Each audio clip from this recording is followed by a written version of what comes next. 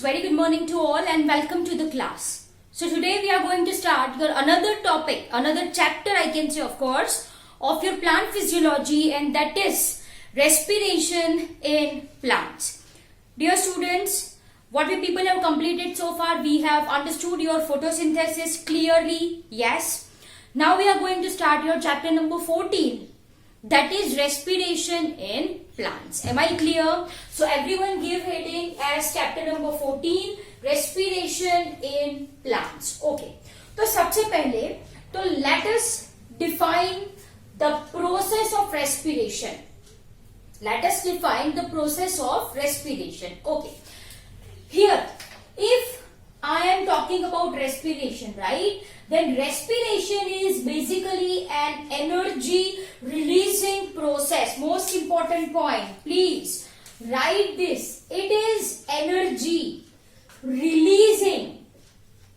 Energy releasing. यहाँ पे energy release होती है. Am I clear? Yes. देखो, जो photosynthesis था, in that energy is stored in form of food. In form of food. तो basically photosynthesis को हमने anabolic process बोला था, जो कि वहां पे food बन रहा था. Simple as that. So anabolic process is your photosynthesis. Contrasting to that, respiration is beta catabolic process. क्या होता है इसमें? Breakdown of food. Please take a note that I am not talking about this respiration which occurs through nose. Which occurs through nose. We are not talking about that. That we will see in our human physiology में हम देखने वाले हैं वो. Am I clear? Here I am talking about cellular respiration. So in terms of that I am giving you definition. Right? Respiration is of course exchange of gases O2 and CO2. लेकिन nose वाली बात नहीं कर रहे हैं हम. We are talking about cellular respiration, the process that occurs inside each and every cell, each and every living cell. ठीक है? तो चलो वापस यहाँ पे आ जाओ. Respiration is energy releasing, catabolic process, or I can say energy releasing, enzymatically controlled breakdown of. So what I am writing over here, it is enzymatically controlled. Of course बहुत सारे enzymes involve होते हैं. As we have seen in photosynthesis, वहां पे भी तो बहुत सारे enzymes present थे. Yes. So what I am saying, it's an energy releasing, enzymatically controlled breakdown. Breakdown in the sense I can use the term oxidation of food. Breakdown of food, or you can say it as an oxidation of food. ठीक है?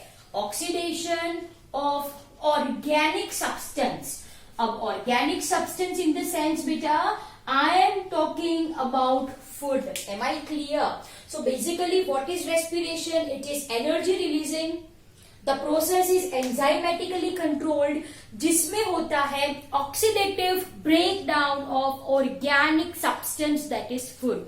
I have used the term oxidative breakdown. इसका मतलब सिर्फ यही होता है कि भाई breakdown होता है molecule का which involves oxygen. Simply I can say that oxygen के presence में food का breakdown होता है. So that is what I mean by oxidation of organic substance, or you can also use oxidative breakdown of organic substance. Am I clear? Yes. One more point, जैसे कि आप सबको पता है, it occurs, respiration, the process of respiration occurs in all living cells. हमारे में भी ये process होता है at cellular level. Am I clear? So it occurs in all living cells, including those organisms, right, who prepares their own food. Am I clear? So this occurs in all living cells, including plants, right, who performs the process of photosynthesis, right, and what? Stores food. ये क्या store करते हैं? Food store करते हैं. Am I clear? Yes. So what I am saying that the process of respiration occurs in all living cells, including photosynthetic one, who traps the solar energy and stores the same as food. Photosynthetic organisms क्या करते हैं भाई? Solar energy को use करके खाना पकाते हैं, food बनाते हैं. यस. सो वंस अगेन मैंने आपको ये बोला that the process of respiration occurs in all living cells. सारे लिविंग सेल्स में होता है, सारे के सारे लिविंग सेल्स में होता है. Please fix in your mind, it occurs in our body too. It occurs in our body too, right? I am speaking, you people are listening. Energy use होती है. ये energy कहाँ से मिली? खाने से. Yes, the answer comes in your mind is what? By eating food. Not junk food, of course, healthy food. By eating food. Yes or no? Yes. अब food digestion हो गया. फिर क्या होता है? That is what we are going to focus in this chapter. Once you eat roti or chapati, right? Once you eat roti, it gets broken down into your digestive system. Digestive system बोले तो your mouth, right? Then comes your esophagus, stomach, intestine, small intestine, large intestine. Finally anus, right? मतलब rectum बीच में आता है. Rectum and your anus, through which undigested food goes out of our body. Yes, we know this thing. Absorption है, आपने absorption भी सुना है. Absorption होता है इंटेस्टाइन से. एब्जॉर्प्शन मानी क्या? What it is? We know that the end products of digestion are monomers. छोटे units. छोटे units are the end products of digestion. Say for example, roti, chapati is made up of wheat, gehu. Yes, we very well know this thing. Gehu is equal to what? Carbohydrate. उसमें starch present होता है. Starch is carbohydrate. Yes, you know this thing. है ना, पता है ना. तो जब आपने वो स्टार्च खाया इन फॉर्म ऑफ रोटी, तो that starch break down into smallest molecule and that is glucose. और वो ग्लूकोज है जो इंटेस्टाइन से एब्जॉर्ब होता है. एब्जॉर्ब होके वो कहां चला? ब्लड में एंट्री ले ली उसने. फिर क्या होगा? That is what we are going to understand in this chapter. I hope आपको क्लियर कट आइडिया आ चुका है that what I am trying to explain you. खाना खाने के बाद जो भी फूड डाइजेस्ट हुआ है वो एब्जॉर्ब होता है. एब्जॉर्ब हो चुका, ब्लड में आ चुका, अब क्या होगा? That is what I am going to explain you in this chapter. तो बेटा ये रेस्पिरेशन है. प्लांट को भी तो ग्रोथ होने के लिए energy is required. Energy is required. Yes. तो प्लांट्स फोटोसिंथेसिस भी करता है, रेस्पिरेशन भी करता है. Am I clear? Okay. Plants को भी एनर्जी चाहिए होती है, लेकिन do plants have respiratory organ like us? उनके पास नोज है, देखा है आपने नोज? लंग्स बंग्स ऐसा कुछ देखा है प्लांट्स में? नहीं देखा है. That reason we people are going to understand कि भाई क्यों नहीं है. Okay. Before come to this point, right? So respiration process occurs in all living cells, including photosynthetic ones who uses solar energy and trap the same as food. Trap the same as food. Am I clear? Yes. So what I said, ultimately जो खाना आप सभी खाते हो, food which we all people are eating, right, reaches cell. And in cell, within cell, it gets oxidized. Are you people getting my point? In cell, it gets oxidized. उसका oxidation होता है, उसका breakdown होता है, and therefore we should use the term. We should use the term as cellular respiration. What is we should use the term? We should use the term as cellular respiration. Am I clear? Most important point it is. तो ये chapter क्या है? ये chapter है cellular respiration. Am I clear? Yes. So what happens during cellular respiration? जो food होता है वो ऑक्सीडाइज होता है. ऑक्सीडेशन का मतलब होता है break down, in which the carbon carbon-carbon bond which is present gets broken down, which releases energy, and this energy cannot be used directly, either it is used in synthesis of ATP. Madam कुछ नहीं समझ में आया. Let's understand by taking one example. मैंने क्या बोला आपको? Food है ना. चलो से फॉर एग्जाम्पल ये कोई आप में से ही ले लो. ये आपने खाना खाया, ईशोफेगस में ये माउथ है, ये पीछे ईशोफेगस मतलब फेरिंग्स आता है ना. 3 पार्ट्स होते हैं फेरिंग्स के. ओके, फिर ये मान लो मैंने क्या ड्रॉ करा है, स्टमक है, right. It is having 3 parts. आप सबको तो अच्छे से पता होना चाहिए, करेक्ट. देन कम्स योर क्या, व्हाट इट इज, ऐसा कॉइल्ड, हाईली कॉइल्ड स्ट्रक्चर. और वो क्या है आपका? Yes, you know this thing. This is your what, small intestine. फिर ये क्या है आपका, what it is, large intestine है. ये हो गया आपका रेक्टम और ये हो गया आपका एनस. M I clear? मान लीजिए यहां पे you people are eating pizza. What you people are eating? You people are eating pizza, है ना. Yes. Now this pizza you are going to chew it. बड़े मजे से आप खाने वाले हो, राइट. फिर वो जाएगा ईशोफेगस में. Oesophagus, stomach, intestine, large intestine, जहां पे उसका ब्रेक डाउन होता है, where it gets broken down. चलो से फॉर एग्जाम्पल ये जो आपने पिज्जा का बेस लिया है वो व्हीट बेस है. Wheat base, wheat if I am going to talk about, तो बेसिकली व्हीट, गेहूं, वो क्या है, उसमें क्या होता है, कार्बोहाइड्रेट. कार्बोहाइड्रेट जिसको आप क्या बोलो, it is also said as polysaccharide. Yes और no, it is made up of polysaccharide.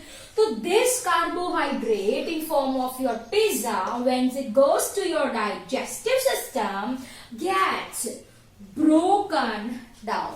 It gets broken down. It gets broken down to form glucose. चलो सिंपल एग्जांपल, वो आप मोती का नेकलेस आप सबने देखा होगा.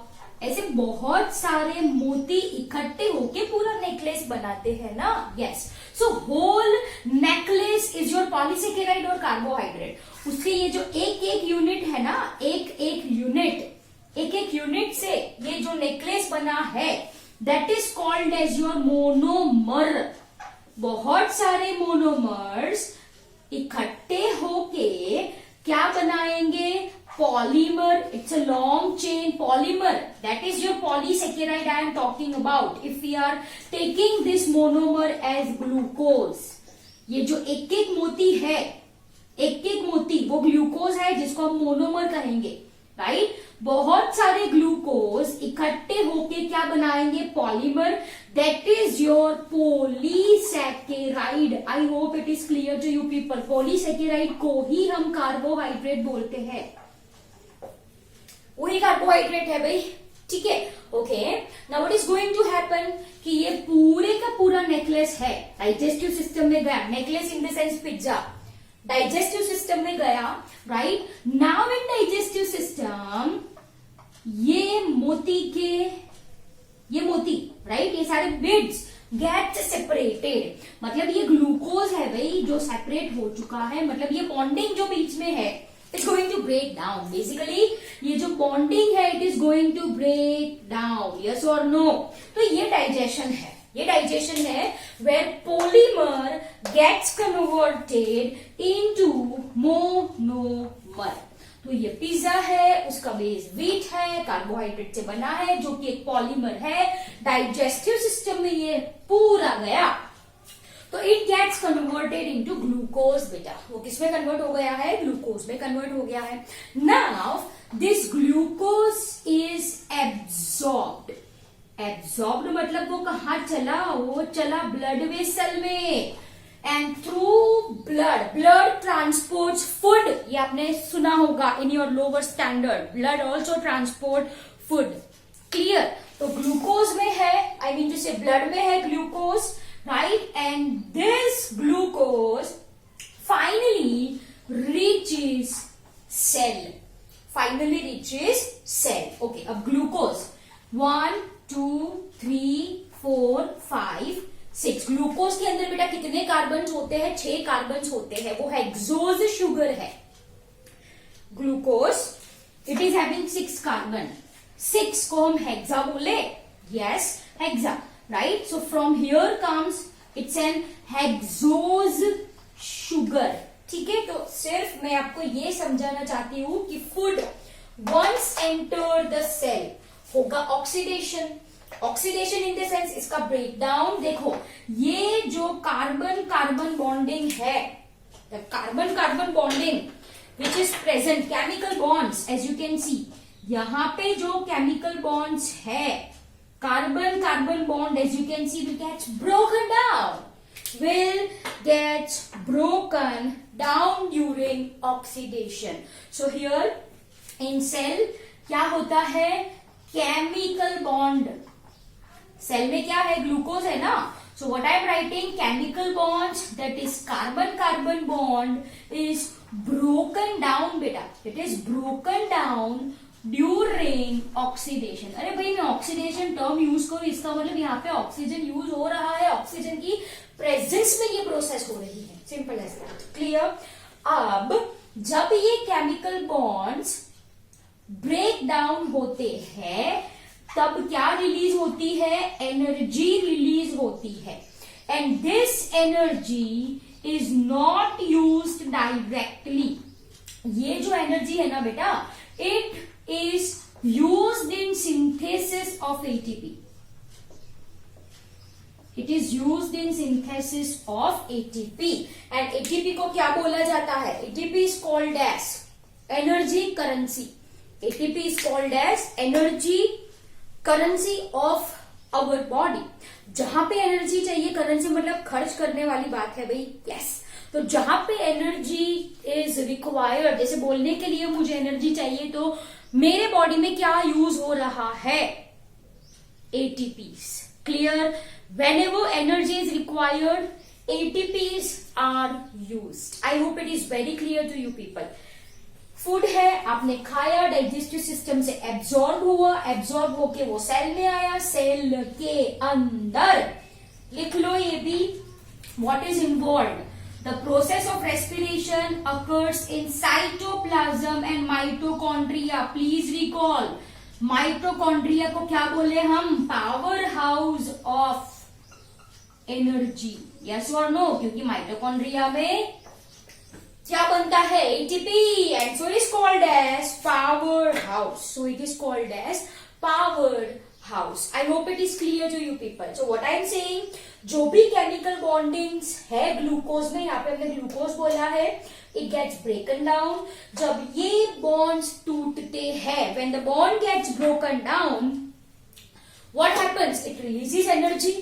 This energy is not used directly by any organism, but ये जो एनर्जी रिलीज होती है, ये जो एनर्जी रिलीज होती है, it is used in synthesis of ATP. ATP बनाने के लिए ये एनर्जी यूज होती है. Clear? Yes. And whenever energy is required in our body, it is ATP that is being used, and so it is called as, इसको क्या बोले हम? Energy currency. What it is said? It is said as energy currency of cell. So it is called as energy currency of cell. I hope it is very much clear to you people. Am I clear? So one point here I want to say is that कि भाई देखो, food oxidized हुआ, food oxidized हुआ. Here I will be writing, है ना? Food oxidized हुआ, energy release हुई. Yes, क्या रिलीज हुई बच्चों? एनर्जी रिलीज हुई.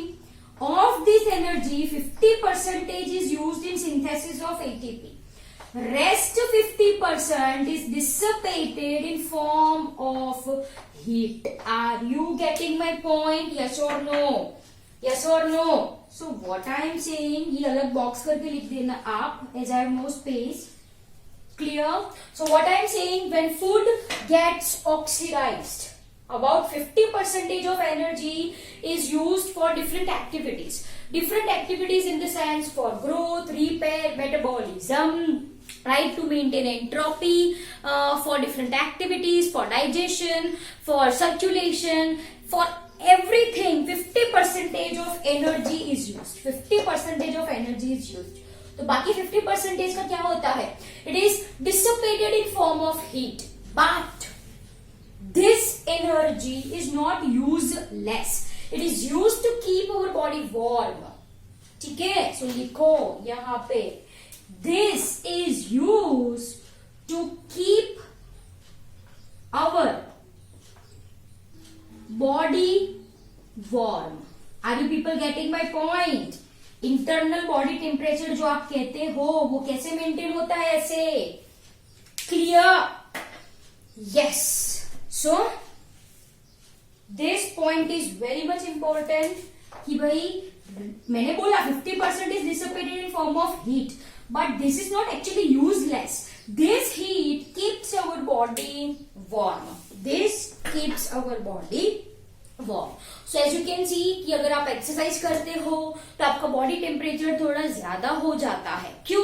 क्योंकि अगर आप एक्सरसाइज ज्यादा कर रहे हो तो क्या होगा? एनर्जी ज्यादा यूज होगी. एनर्जी ज्यादा यूज होगी तो डिसिपेट भी ज्यादा होगी. Yes or no? It's very simple as that. If you are doing exercise, more energy is liberated. More energy is liberated, right? So heat के फॉर्म में भी ज्यादा होगी, and this is the reason कि अगर आप एक्सरसाइज कर रहे हो तो आपका बॉडी टेम्परेचर ज्यादा होता है. Am I clear? Yes. So I hope this is very much clear to you people. तो बच्चों ये हमने क्या पढ़ा? पूरा introductory portion we people have clearly understood कि basically respiration क्या है, breakdown of food. We are not talking about this nose and lungs. We are focusing on what? Cellular respiration, which involves cytoplasm and mitochondria, जहां पे food break down होता है to release energy, जो ATP बनाती है, जो खर्च होता है when energy is required in our body. I hope it is clear to you people. Now it's your turn to copy down the same in your notebook.